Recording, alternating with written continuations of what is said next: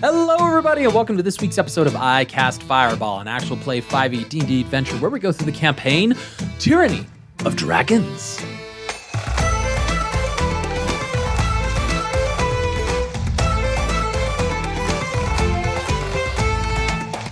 Thomas, your DM for this adventure, and around the table we have Malamara, Lance Thayland, and Fleeple.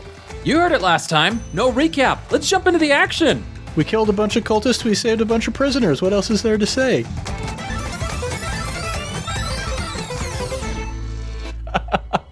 And as Lance, you head down and lead this entourage, is that the right use of that word? Down the caves, the tunnels, to get to the outside. I need each of you to roll me a d6, please. Of course. You are taking decisive action, and randomness could play a part in it. 6. That's a 5. 6. Which, listeners, I don't know if I've ever actually described that. That's usually how I determine whether I want the players to roll a d6 or not. Like, some randomness could occur with these actions, and let's see if randomness can help or hinder them. So, what did everybody roll again? 6. 5. 6. Oh, 2 6s? Okay. I'll keep that in mind. The game's going our way. Good news. All right, so Lance, I'll have you roll a stealth check. And how far ahead are you in front of the group, really? I'll be about 25 feet. Okay, that's what I figured. So go ahead and roll a stealth check, and when you tell me it's 35, I'll have everybody else roll a stealth check as well. It is. 20. I rolled a natural 20, so it is 35. He's gone. Oh my gosh. Bully your players, DMs. Bully your players. It's a two-way street. There we go. 35. No, that's good. No, that's good. That's good. It's fine. It's fine. It's good. It's fine. No, I'll start describing some of the stuff that you hear and listen to.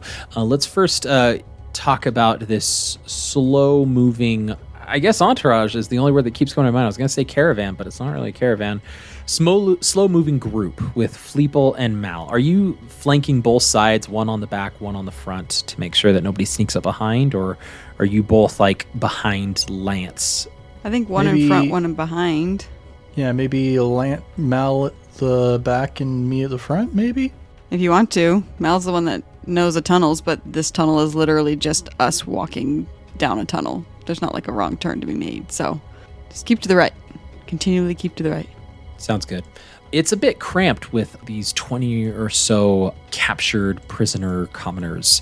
It is slow going. They were just healed, thankfully, but they still are. Fatigue is still an issue for some of the older or younger individuals. And as they're trying to hold on to these weapons, there's a little bit of jitteriness, a little bit of anxious behavior that is inherent in their movements. So, Lance, you're able to get pretty far ahead, if you like, before this group really, like, if you want to stay only within 25 feet of this group, you'd have to go pretty slow to match their speed.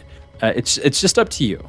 I'll say I will go to like major intersections, like the one that's right next to the caved-in place, and then wait until I know they're starting to get into that room. Know that hallway down to the north is cleared, so I'm like, okay, I don't have to have them have something sneak up on them, and then move forward a little bit more. So making sure that there's not something surprising that could sneak up in some of the... Okay, that's fair. Go ahead and roll me some perception check then, Lance.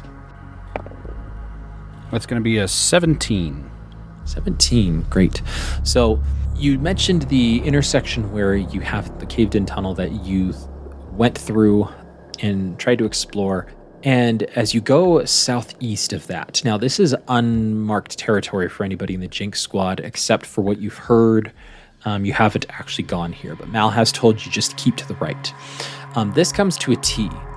You come to a T, and you know to the right is going to lead out eventually, and it is very curvy if you go to the right, so you can't necessarily see too far ahead before the tube curves on itself. So maybe only like 15 feet distance sight just due to the way the tunnel is shaped.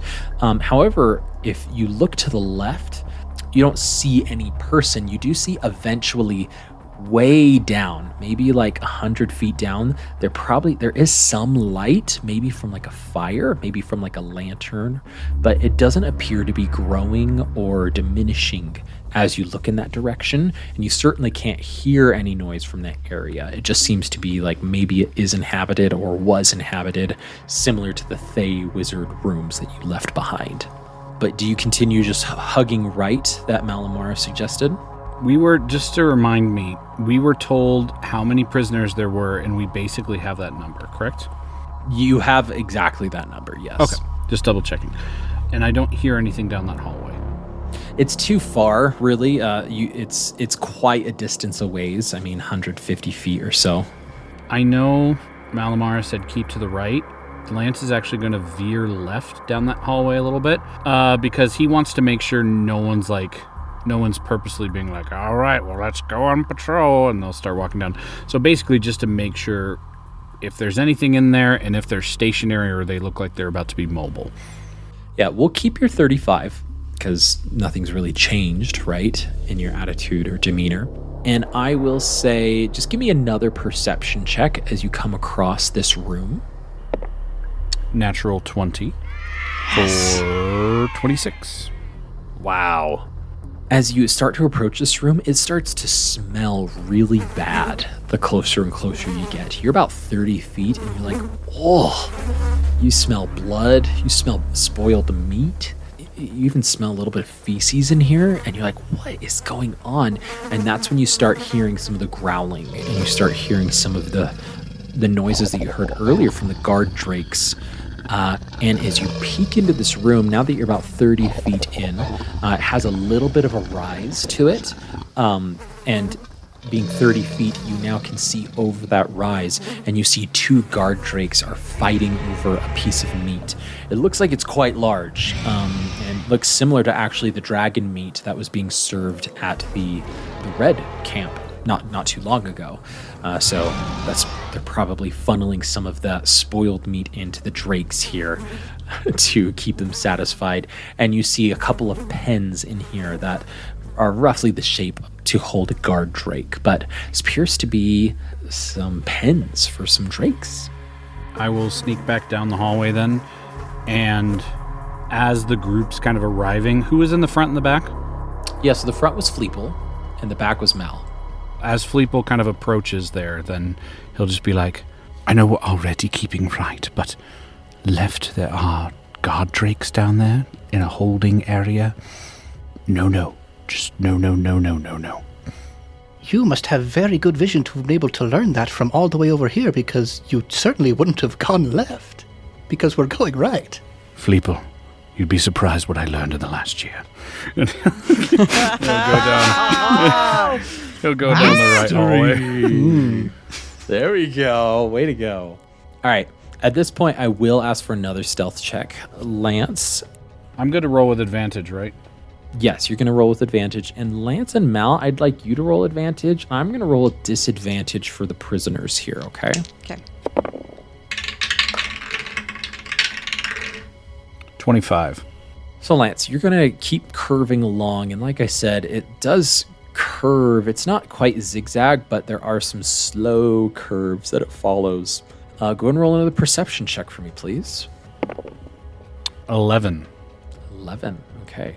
These lava tubes do have some rising and falling to them as well. Not as drastic as what you saw previously, but it's here with your 25. I will roll something here. And it's not until you get about actually 20 feet until you see this opening or another opening section here that Mal had described previously. But you didn't notice that it was essentially crawling with guards and drakes, similar to the ones that ambushed you after you had defeated that initial wave and then you used the fireball and the moonbeam. There are just as much, if not more, beefier looking individuals here blocking your way out of this cave. Doesn't look like they've seen you yet, but you're about 20 feet away when a guard drake just raises its head. And you stop dead in your tracks, and you slowly start to back away, giving yourself about 40 feet from these enemies. But yeah, there's a lot here. Lance will then go back down the hallway as the rest of the group's coming, usher them to stop, and bring Fleeple toward him, and then kind of pass the word down through the prisoners, like, bring Malamara to the front. Malamara, the half-orc. Hi, the one who knows what's going on. All right, you heard him. Get Her Majesty up here. Majesty. I kill myself. All right. And so. I felt like another DM dig. As Mal is coming up through the people, she's encouraging them to stay quiet because we are in an echoey hall. One of the girls grabs your hand, Mal, grips onto it, this human girl, and goes, "Are we going to be all right, miss?" Yes, we will. I promise you, we will be okay. I promise. And she'll squeeze the little girl's hand back as she gently lets go. And as you let go, her mom sort of like puts her arm around her and goes like, "See, you heard her. We'll be okay. She promises." And, all right, the three of you are up at the front here, in front of the villagers. All right, what's going on, Lance? All right, there's quite a few guards and drakes in the front, more than probably the two groups we fought combined. I mean, we're going to take them out, so I needed you up front. I say let's have the people who are armed. I don't feel right about having prisoners come fight with us. What do you guys think? I agree. I think that we should have half of the armed ones in the back, half of the armed ones in the front, just in case we fall, which, I mean, we're basically gods, we won't do that, but in case... How dare you? How very dare you say that right now? You might as well just call this a shaky plan. I got a helmet. What do you want? Might as well call this a shaky plan.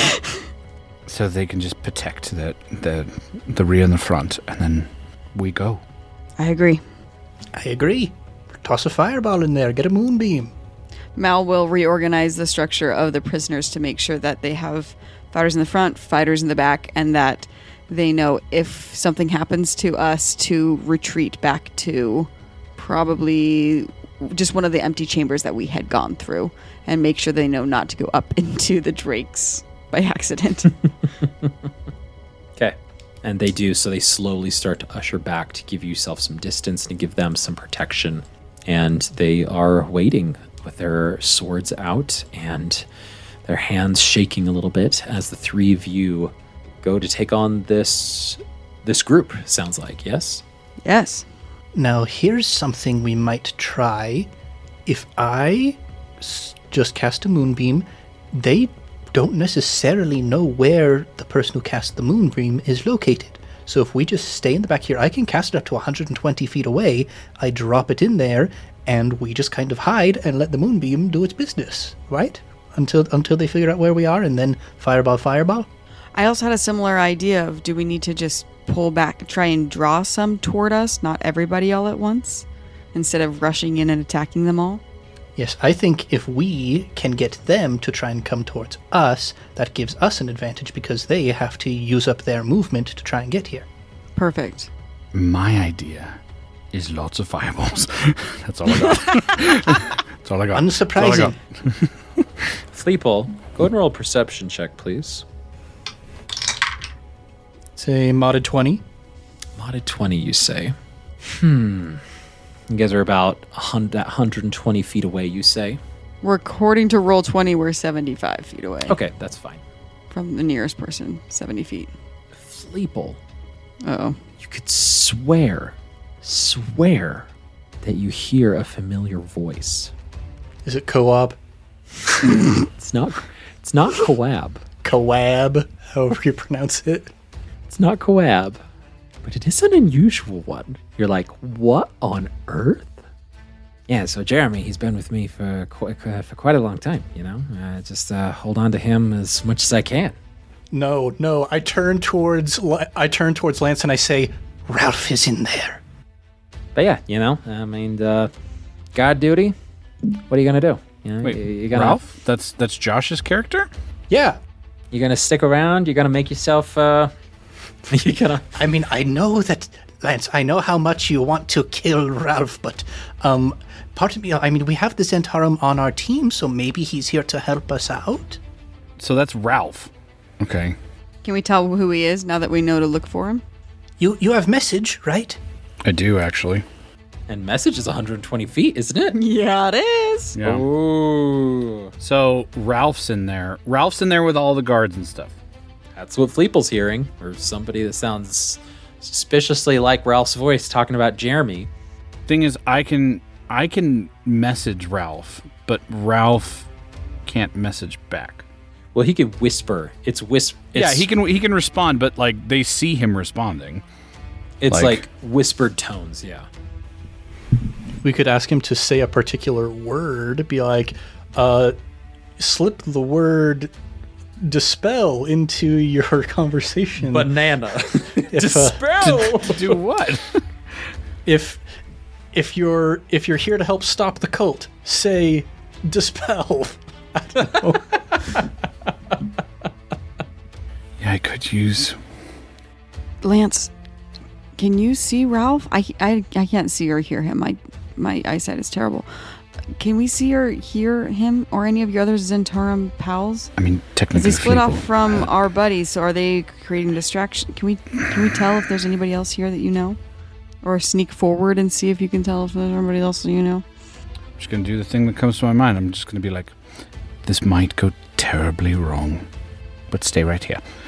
And Lance will wrap his helm up with just the rags that he has, or the cloth that he has, and he will just, and he's in cultist robes, he'll just go walking down the tunnel. Okay. All right. So how are you presenting yourself as you walk down the tunnel? I am going to be just, I'm going to be walking briskly, not running, not, just walking briskly. Like I'm trying to do something, like, oh, I have a purpose, but like not like frantic, if that makes any sense. Weapons out, weapons sheathed. Not weapon. No, weapons are not out. Okay. Okay, sheathed weapons. Okay. And you're going to go up. Okay. Yeah, I'm just walking up to the group, and do I spot Ralph as I'm walking up? Yeah, so a couple things happen as you walk up. First off, the guard drake that is closest to you and the dragon claw, a lackey, sees you and goes, holds your hands up and goes, hold up there. Who are you? What's your business? And as you walk up, you see a very distinct figure. It's Ralph with Jeremy sheathed, his hand sort of resting on his pommel. And as he looks over at you, you make eye contact with Ralph, and Ralph makes eye contact with you, and you can see his hand get a little bit tighter on Jeremy, and he's looking right at you. Remind me, what race is Ralph again? I forgot. A Lythari elf. Listen to our Crunch Squad episode for more details. As soon as they have that half a second of seeing each other, Lance is just gonna go, brother! He'll raise his arms. You're here. I thought you were on the front lines. And he'll just start walking toward Ralph, in a hug pose. And the dragon wing that's right in front of you and goes, hey, hold on. Draws his scimitar and starts pointing at you and goes, hey, you know the drill. Come on. And at that point, Ralph, he brushes right past him and goes, come on, you loser. Let him through. We're brothers. Come on. Hey. Oh hey. my gosh, it's so good to see you. And he'll just wrap him up and hug him so tight. So tight. as he goes, my brother was always an affectionate one. And he immediately whispers, he's going to roll sleight of hand. Not amazing, but he's going to go, I got 5 in that crowd that are mine. And Lance, well, he's a thief, so Lance is going to use Thieves' Cant as he's talking and just go oh my gosh, just the sun in the sky and the moon on the earth. It's so good to see you. And as he's talking about it, he's basically saying, well, get them out of there. Okay. I need you to put a performance check on. Of course you do. Oh, that's not good at all. That's a 3. Let's roll here. And at that, the person in charge, the Dragon Fang, very dignified person, standing directly in the middle and goes, Ralph, either your brother gives the signals or we slit his throat. He goes, all right, it's okay, it's all right, it's all right. Come on, man, come on. You gotta give the signals, all right? And as he like looks back at you, he's kind of just like eyes wide of like, give the signals, Lance. And we never learned the signals, if I'm not mistaken. No, we did. It's the hand. It like starts in the one position, and then you kind of swoop it up and around. Remember? I made did sure. Tell us that. Okay. Yeah. While I was scrying on Severin, I was like, everybody remember this motion, and I did it a whole bunch of times. Lance will then do the sweepy sweep. Of course, the sweepy sweep. And so do the sweepy sweep. Of course, the sweepy sweep. Yeah, see, look, he's fine, guys. He's fine, all right? All right?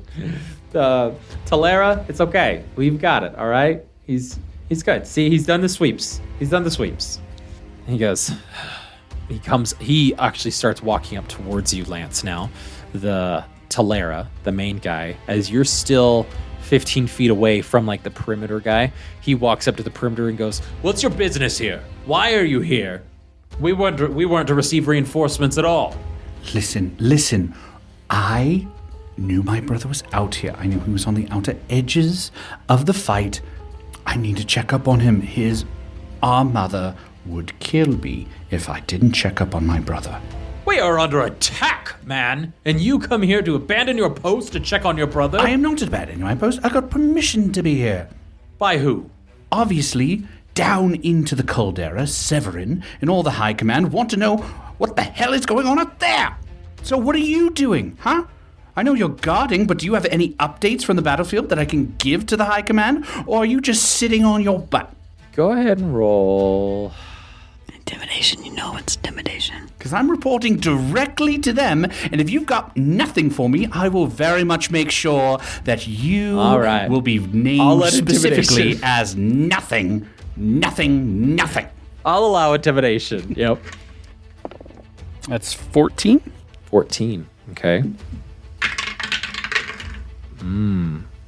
They want to know how things are going in the battle. I wasn't assigned the battle. I was to make sure nothing would get in from the battle. I've been standing on my post. I was not meant to go outside. I was meant to make sure that nothing got in and nothing got out. Cultist.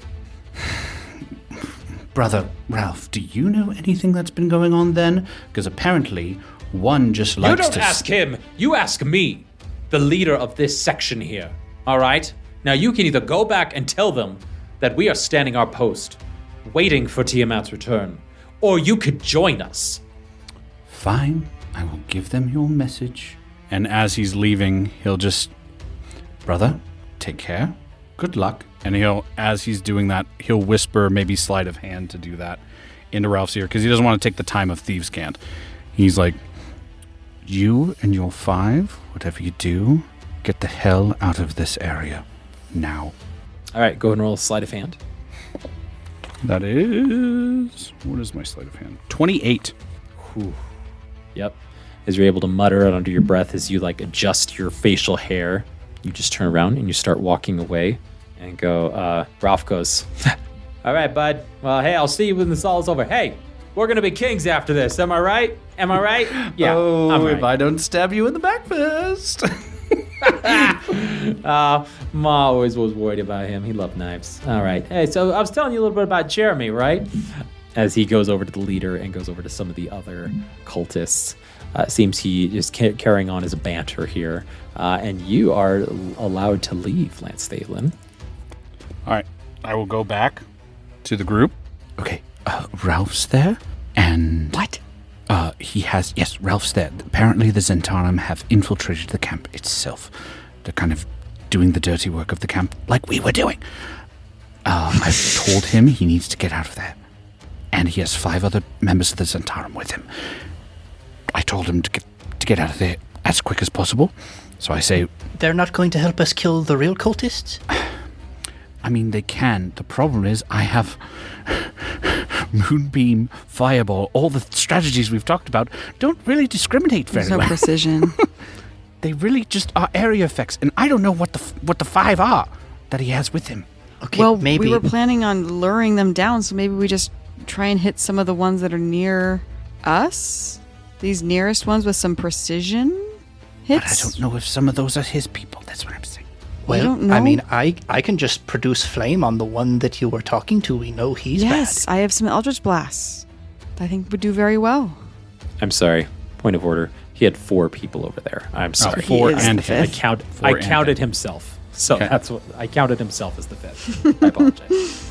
But you were able to get a good number, Lance. There's exactly 1, 2, 3, 4, 5, 6, 7, 8, 9 humanoids in cultist armor.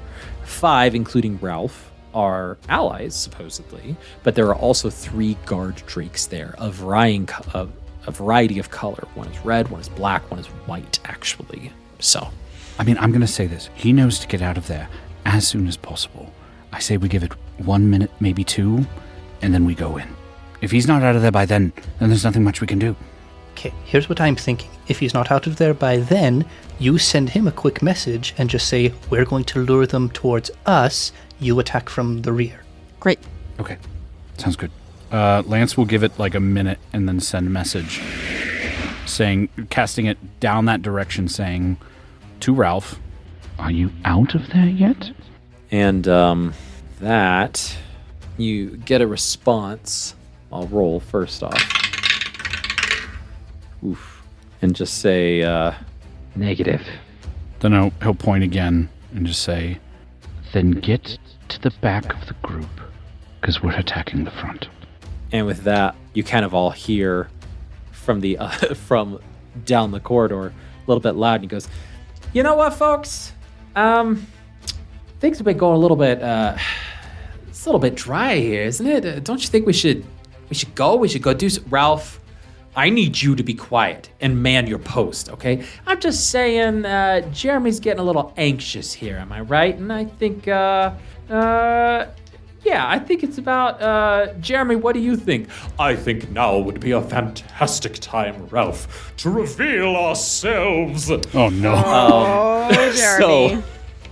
And goes, "Oh, well, I wasn't meaning, what are you talking about, Jeremy? I wasn't, all right, folks, here we go." Lance will run down the hallway and just be like, "Brother, I forgot!" And he's gonna cast Fireball.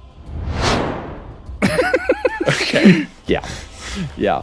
Where? Yeah, let's have everybody roll initiative here.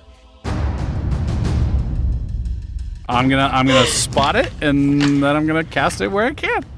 But again, we're rolling initiative, so I might not end up casting it. We'll see. Well, good thing we just didn't go at it with everybody.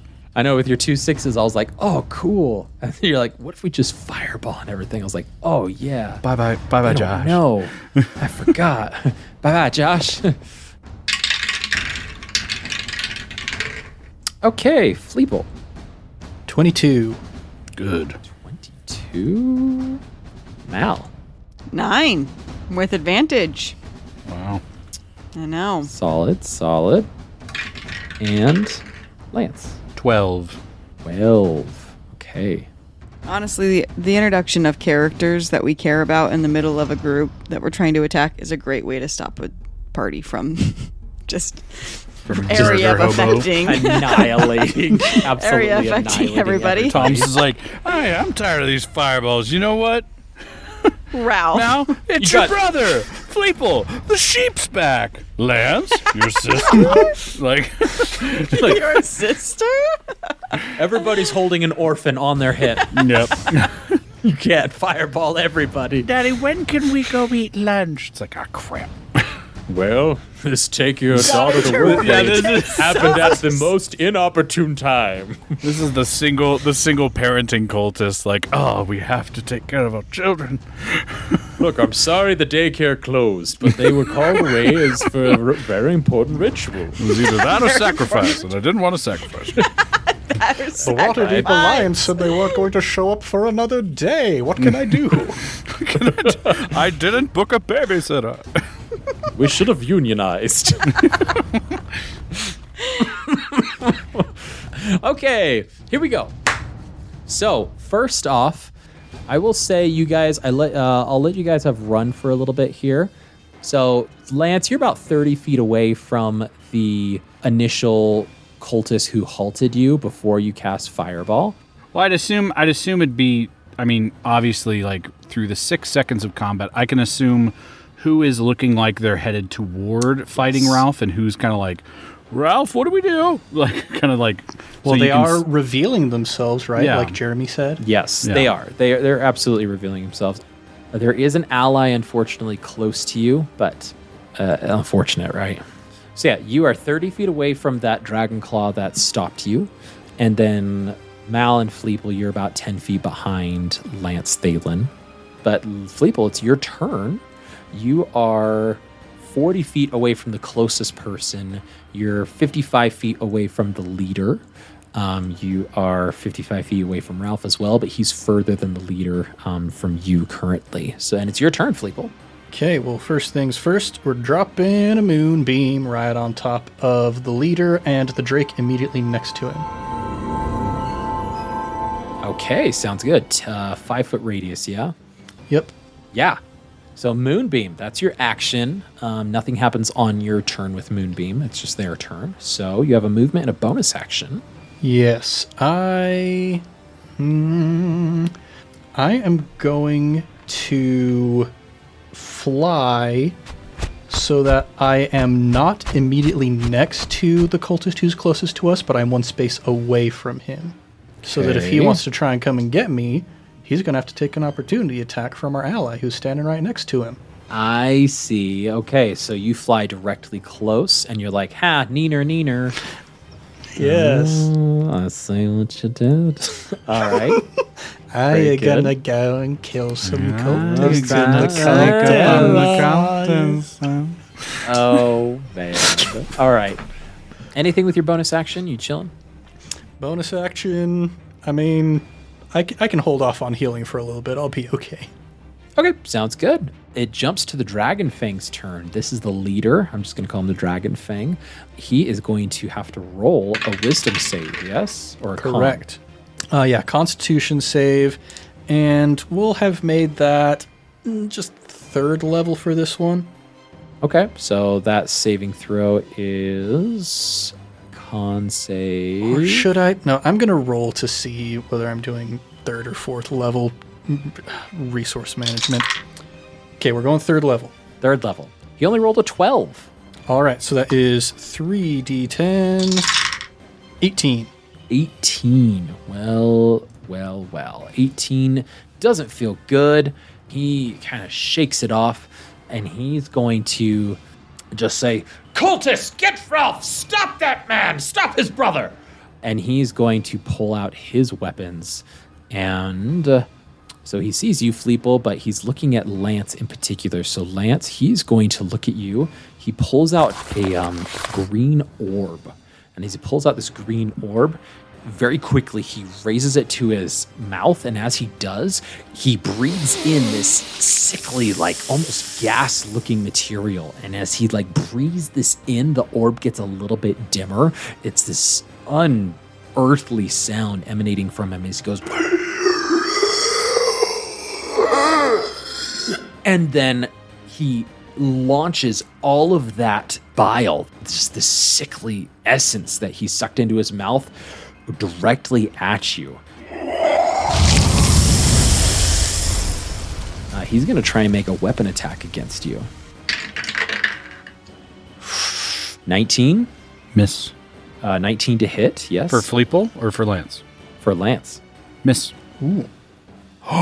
What? What's your AC? Because you gave me a +1 magic leather armor, I'm now at 20, baby. Oh, You did do that. My gosh. I did do that. Yep. Yep. That happened. That happened. Okay, so as this poison is thrust from this Dragon Fang's mouth, It is sickly, it's gross, it is viscous almost as it comes searing towards you. You duck out of your way. In fact, you try to duck and you throw your cloak over yourself to like cover your mouth.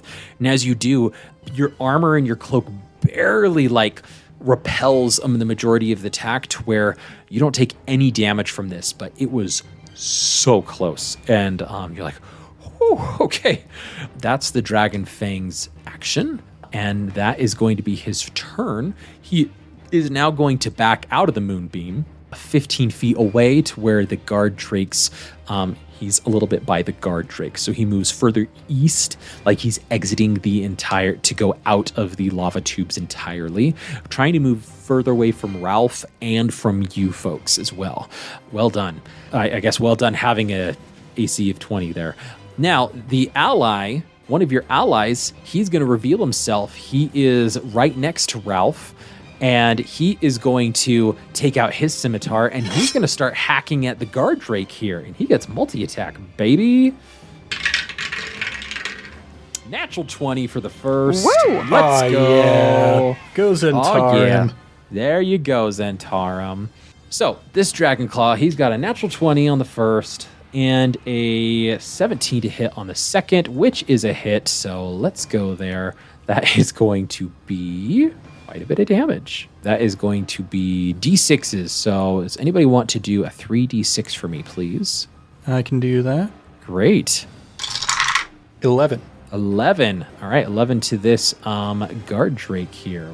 The guard drake, that's the black guard drake, yells out in pain and sort of looks at the ally, and the Dragon Fang goes, "What are you doing? That's the wrong person. Get Ralph behind you." And it starts to dawn on him a little bit of what's going on here. That's ally number 3, I'll call him. Ally number 2 rushes forward and is going to rush towards the leader himself, and he's going to take 2 more attacks. The first attack is a 16, which against the Dragon Fang is enough to hit. The second is only a 14, so it doesn't hit, unfortunately. And that's going to be 5 points of slashing damage to him. So the dragon takes 5 slashing damage. And this guy goes, yeah, we've got our own orders, buddy. As he throws off his cultist cloak and has the Zentarum symbol basically displayed brazenly on his cloak that's underneath him. He was very hot. He was wearing 2 cloaks. He was wearing the cultist cloak and the Zentarum cloak underneath. He goes, oh my gosh, this feels good to shed some layers. It's going to be his turn. And then finally, ally 1. Who do you guys think would be best to go for? Wherever he can go to get flanking? Okay, so we got 5, 10, 15, 20. Yeah, right there. That flank with that guard drake right there. Okay, great. So he's going to go flanking, going a little bit to get the black guard drake and get some flanking. And that's good because getting advantage for these guys is going to give them some extra D6s to roll with here. Yes. So does anybody want to roll with advantage here?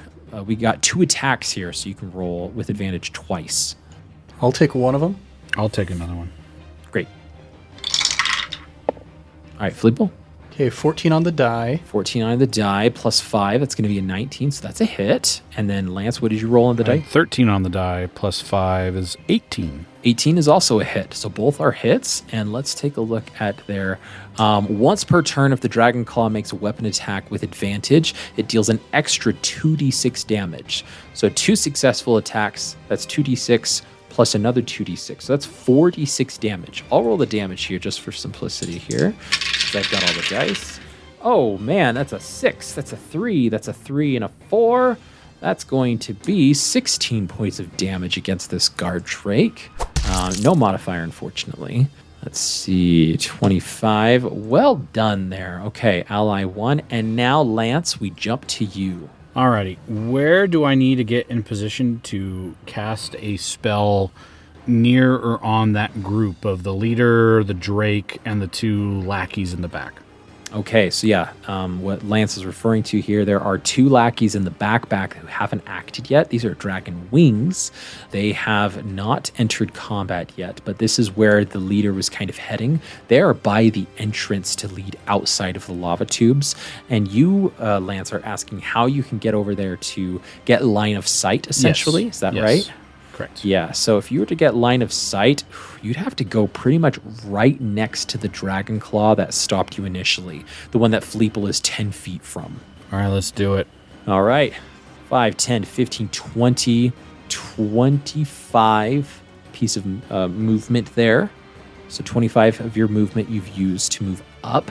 You do have line of sight to all of those people by the front entrance here. And a little bit further down the end. You can even see further down the entrance. It's not much, but you can see like 10 feet beyond them as well. Fireball. Yeah. You gave me All this right. thing, man. You gave me this thing. Let's do for it. For how long we've gone without casting Fireball, it is like overdrive now of like All right. So- These are all the fireballs that should have happened earlier. yeah, in the that should have campaign. happened along the way. Oh boy. Yep, Fireball. Let's see how a counter spell reacts to that. But you don't see it because I'm behind people. Yeah. Oh, but I can just look at you, not if I do this. And I'm just double checking. Counterspell's a second level spell, right? I think Counterspell's third. It's third as well. Okay, so it's an automatic success. Oh, Right? Yeah. Yep. So the counterspell from the leader himself. So the leader sees you start casting Fireball, and he goes, "They've got magic!" And he points his finger, and as he points his finger, he just... Your Fireball goes, and just as it's starting to gain traction, it goes to him, and it diminishes until he actually catches it out of air, and he squashes it, and it goes... and he goes, "Be on your guard! They've got magic over here!" all right. We're gonna have to do this the old-fashioned way. Well, there goes his reaction at least. Yeah. Yep. And that was your Lance action, I will- believe, right? Yeah, Lance will just obviously pull out his weapons then. Schwang, schwang. And that's it. Yeah, that is, unfortunately. Okay, well, Ralph is going to go, folks. And he is gonna... Cast Fireball because he's a wizard. He was a wizard, actually. Yeah, so he's going to be like... he can't see you, Lance, and go, "Lance! Hey, Lance, was that you? Huh. Great minds and all. Yeah, Fireball." And he's going to cast it right over here. And there's nobody to counterspell it because I'm going to kill you one day. used his reaction. He goes, yeah, all right. So, Same man. Dismisses him. so that is going to be a dex saving throw. Leader. Ooh, that's not a good save. Dragon Wing 1, Dragon Wing 2. Both of those are terrible. And then the guard. Wow, all of those were sub 10 rolls. Okay. Well, there's Fireball, and Ralph's going to cast it at 4th level, though. 4th level. Yep. So 10d6, right? Humble brag. 10d6. And I'm going to roll this. I'm going to roll this one. So, Yeah. Don't you want to roll 10 dice? Don't you want to taste the piece of the glory? See what it tastes like. yep, that's right. Okay, so that's 10, 15. Ooh. Another 50, 16, so that's 31. And then... Oh, only 2 ones. So 33 points of fire damage to all of them. Full force. Oh my gosh. And Ralph goes, "Yeah, I think this one's going to do it." And sure enough, those 2 guards that haven't acted yet at all, those dragon wings, they were like getting their orbs out to like cast their own breaths. Yeah, they fall flat and they drop their orbs as those orbs are diminished from the life force of their owners being depleted. So 33 was exactly their hit points there. So that was pretty lucky there. And I just turned to Lance, who's right next to me, and say, "Isn't it great having Ralph back around?" It's so fun.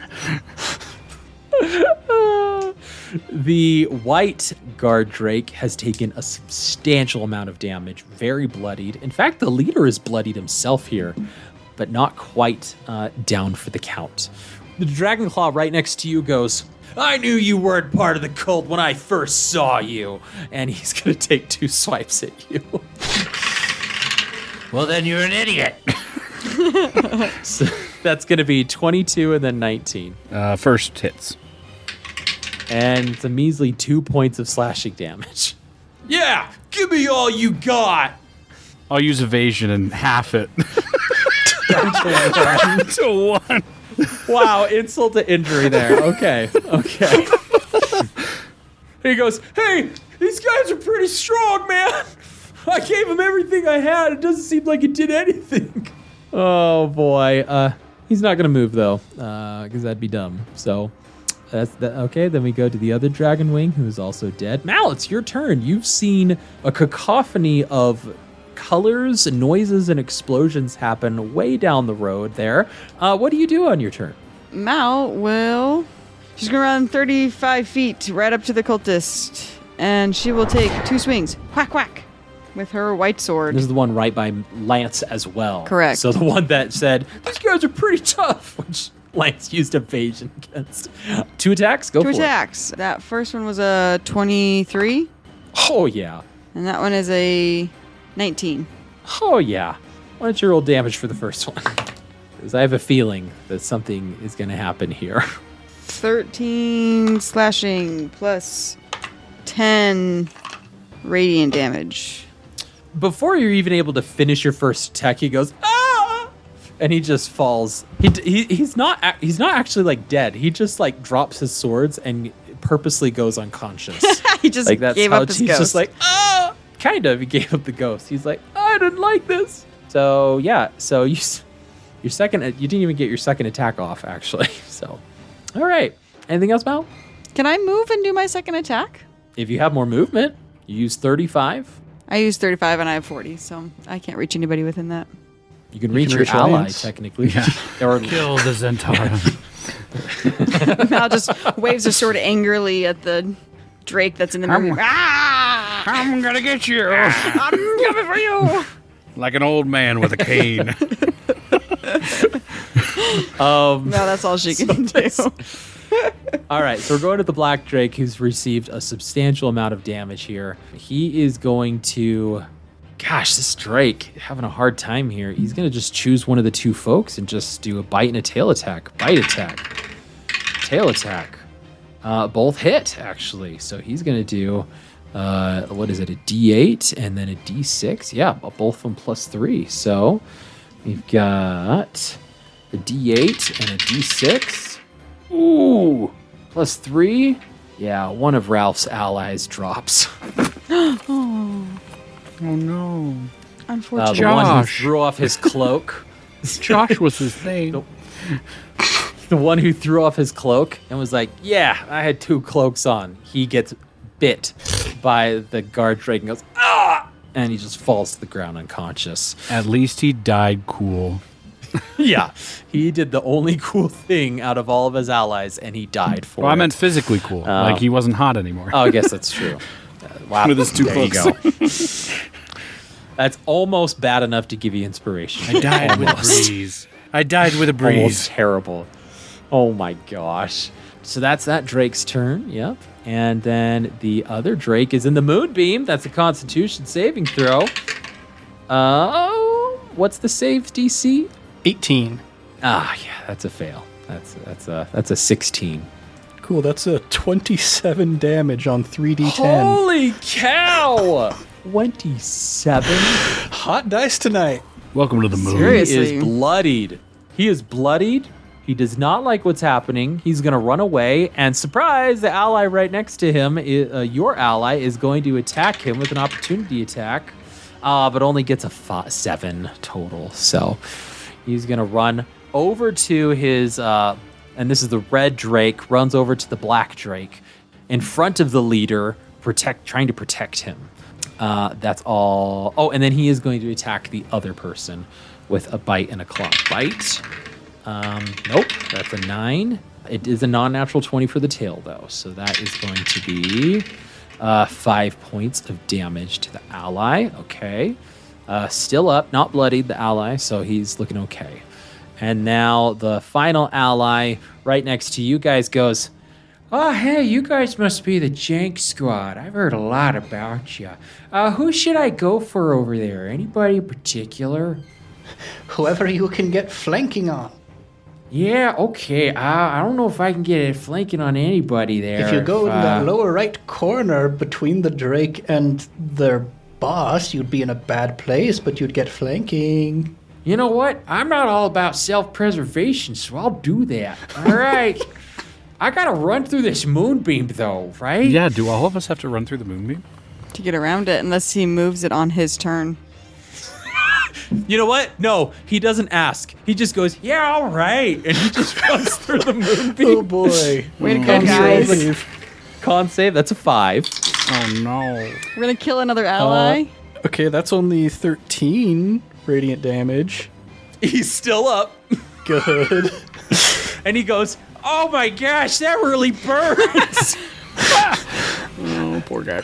And I turn to Lance and I say, It only burns the sinful. Then I'm Okay. I think you dead. guys did that on purpose. Then I'm dead, Fleeple. Don't step inside that moonbeam. Well, that's a rough. That's an unfortunate placement for that ally It can to move, just though. move. Fleeple can move it. It can move. I know. So why don't you go and ahead where and he's roll- gonna move it to next is an unfortunate placement for that. Oh, I guess you my could do the one gosh. above it, but Yeah, because the ally above's dead. yes. Well, I'll tell you what, that moonbeam did something good for him because on his first advantage roll, he rolled 2 natural 20s Yes. against the guard Drake. and he gets the extra D6s for advantage. And he gets extra d6s. And then his second attack, he rolled a 15, which is enough against the guard Drake. So he gets 2 successful attacks. The first one is going to be double dice, and it's already 3d6 for the first attack, which is doubled, so 66 plus another d6, so 76 damage here. He's like, I felt something as I went through that moonbeam. That's almost a fireball. Yeah, it's almost a fireball against this guard Drake here. So I guess I'll roll the 76. Oh my gosh. 26 damage with his scimitar attacks. He just, it's just like, you see the moonbeam smoke still rising off of him. It goes, I trust you guys. Amazing. Oh my gosh. He totally destroys the guard Drake that he has advantage on. He destroys him. And then with Cleave, he has 2 more damage that goes into the Drake next to him. Right next to him, he goes, and now it's your turn. Just does. So, he's in a bad spot, but boy, he did a lot of good. Unfortunately, it's that guard Drake's turn that he just attacked with the Cleave. And so the guard Drake pivots and chomps down with advantage for his bite. Both attacks are successful. He rolls a d8 and a d6. It's not looking good for this guy. Yeah, the guard Drake, this is the white guard Drake, chomps down on him and he goes, I was in a bad place. And he unfortunately falls unconscious. He gave up a lot in that short exchange there. All right, well, that takes us to the top of the round. Fleeple, it's you. All right. I'm going to use my action to move that moonbeam over on top of the boss and the guard Drake immediately to the north of him. Okay. Yep. And no, there are no allies surrounding them anymore because they've all been defeated. So it's the boss and the guard Drake. That's the black guard Drake. Yep. And Moonbeam doesn't do anything on your turn, just their turn. So what else would you like to do, Fleeple? And that's your action to move it, right, Moonbeam? Yeah. And you guys are still doing pretty good on health right now? I have not taken any damage. I lost 1. Oh my gosh. Way to call me out, Mal. I am going to target you. Actually, you know what I'm going to do? You know what? I'm going to fly over so that I'm going to fly so that I'm 1 square south and 2 squares west of the leader. Okay. And I'm going to use my Draconic Cry. Yes. Okay, what is this? It's been a while. Yeah, it's my bonus action. Until the start of my next turn, me and all of my allies have advantage against attacks against all enemies who are within 10 feet of me. That's all 3 of them. So until the start of my next turn, all attacks with advantage. Now, if they move away from that 10 foot, do I they lose the believe it advantage, or- is. I'll pull up the details just to make sure, but I believe it is just everybody who's within that radius when I do the Draconic Cry. like almost like you're marking them, right? Yeah, Okay. but I'll let you know if it's different. Okay, sounds good. Well, regardless, I believe that's your turn, right? Action, movement, bonus action. That'll do it. All right, it's the Dragon Fang, the leader's turn here. That's a Constitution saving throw. Yeah, it You got a is. 2 on the dice. Yes. Math. 16 radiant damage. That was almost enough to take him out. Getting close. Almost. Oh, he is so bloodied. He goes, Tiamat will reign supreme this day. All of you mark my words. and he uses his bonus action to fly, and is going to fly 30 feet away from you all, out the entrance, and then as he stumbles to his feet, he's going to run with the rest of his movement out, as he sees all of his allies, except for these drakes, which he doesn't consider his allies, have left or been defeated, and he runs. Don't worry, out, I got him. Out of the. Oh, I got him too. I would say I've got him, but I've already gone this turn, so. That's a full 90 feet away, though. Oh, yeah. So just, I got him. Just I got him. Okay, sounds got him. good. I won't Oh, remove no, him what are you from the gonna map do? then, I suppose. Stop! okay. Don't come back. All right, Gene Wilder. Okay, Ally 3 is going to take 2 attacks against the Black Drake here. Only gets 1 attack against him, so that's going to be another 3 points of slashing damage. That's going to be their turn. Ally 1 is going to do the same, so that is going to be... Ooh, a natural 20. Yes. And a 19. So that's going to be 3d6. And that is going to be 11 damage there. Ooh, this Drake is looking not great. Lance, it's your go. Okay, Lance will. Do you want to go for the Drakes that's at death's door? No. Lance will run toward the outer entrance. Lance has, because I took the mobile feat, Lance has 40 feet of movement in a turn in one thing. So he'll run 40. You said he's 95. How far away is he from Lance right now? Just so I know, gauging my movement, how much would need to happen. Yeah, so from Lance, before he started running, he was 35 feet away, but Now he's see. 90 feet away from me. Yeah, so he's just, he's actually 120 feet away from you, because he started 35 feet away from you, and he ran 90. So if you get to like just the east of that southern guard Drake, you should be able to get there with your full movement, and you wouldn't provoke an opportunity attack because you're not leaving its range. That would put you within 50 feet. Yeah. So Lance is gonna, get around the opportunity attack. Lance is basically gonna go 80 feet with my movement and bonus action. Lance will get to within that 50 feet, And Lance is gonna, as he gets there, he's going to, as he's like running that way, he's gonna sheathe his dagger and short sword. And as he gets to that 50 feet away, he's gonna unfurl the bow, Callie's bow, grab an arrow, aim it, and then he's gonna be like, counterspell this.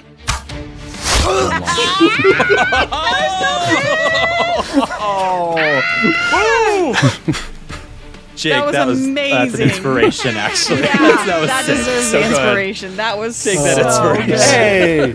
There we go. I was expecting you to say both eyes open, and you exceeded all my expectations. Me too.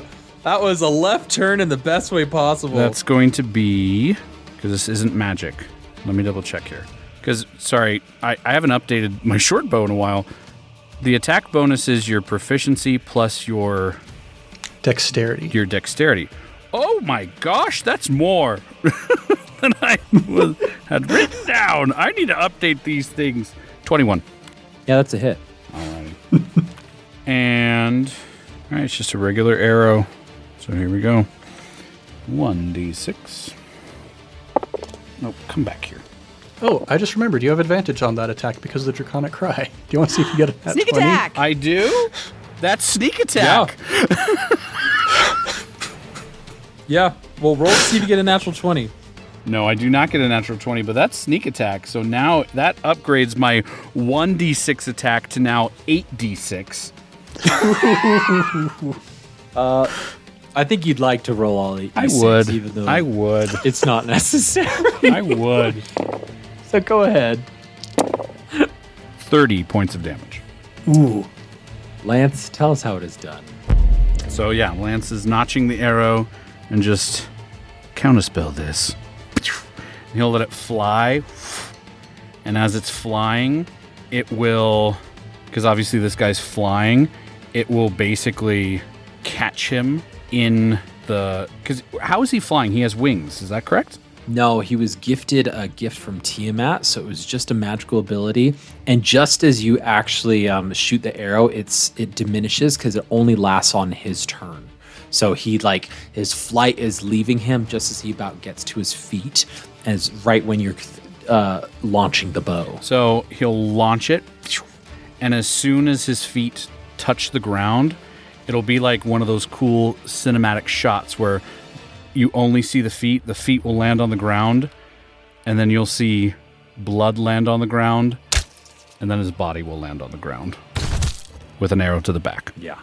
And I imagine like the camera, like counterspell this, it follows the arrow, like it looks at you, and then as you launch it, it just like you see everything whizzing past as it gets right up to the leader here, and sure enough, he's slain.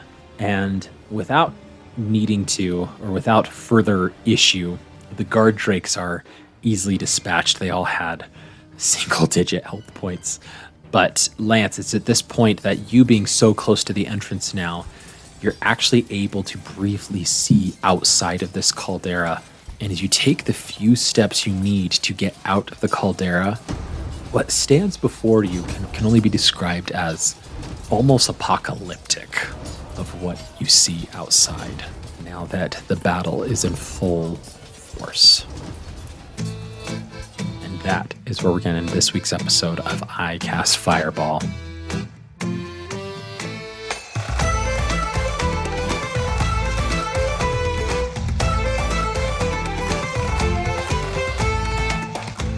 Yes. I do have a question while we're standing right here for a hot second. If I may, a Crunch Squad question while we're looking at D20. My turn, I was going to use my lightning lure, which has a pull effect. So I'm thinking if you've played the computer version of Gloomhaven, which I have been recently a lot, pull does not mean that you necessarily have to pull directly toward you. You can pull in a straight line from a neighboring direction that's toward you. If I were standing right next to Moonbeam, could I have lightning lured this guy and pulled him into the Moonbeam from where we're standing? This one does specifically state that it's pulled up to 10 feet in a straight line toward you. Right. And so it would only be straight toward me. I couldn't pull him to the side of me. No. Even though it's straight. He's going in a straight line and it's still in the direction that's toward me. I could only have pulled him in the single place between the two of us. Yeah, a straight line towards you is like as directly towards you as it can be. All right. I just wanted to ask for future reference so we don't have to crunch squat it again. Great. Well, what an exciting battle here. What a surprise with Lance and Ralph and the whole Jenks squad getting back together. We'll see how else the Zentarum is infiltrating and how else they might be able to assist the Jenks squad in here. But as always, Jacob, Ned, Mickey, thank you so much for joining. And listeners, thank you so much for joining us on this crazy adventure. This is episode 105. Yes. 105. 105. I had dreams that we'd get to 105, but I mean, it's nice to see that it's actually here, and we've been able to have this amazing journey and this amazing ride. And listeners, thank you for coming along. I know some of you have been here almost since like day one. People have been messaging, and I've been here since episode 13, episode 20, and it's just incredible that you would be able to stick with us for so long, and you just think that we're worth your time in all of these years. So thank you, thank you, thank you. Shout out to you. Speaking of shout outs, though, we always want to shout out our sister podcast, Improv Tabletop, where Ned takes a turn as the GM and has some fun, wacky 1 month Fate Accelerated campaigns that are going on right now. Go listen to their current one. It's Pride and Prejudice with Muppets. I'm a bit biased because I'm a cast member in it, and it's a ton of fun, and so is my beautiful wife, Mortar Garunaman.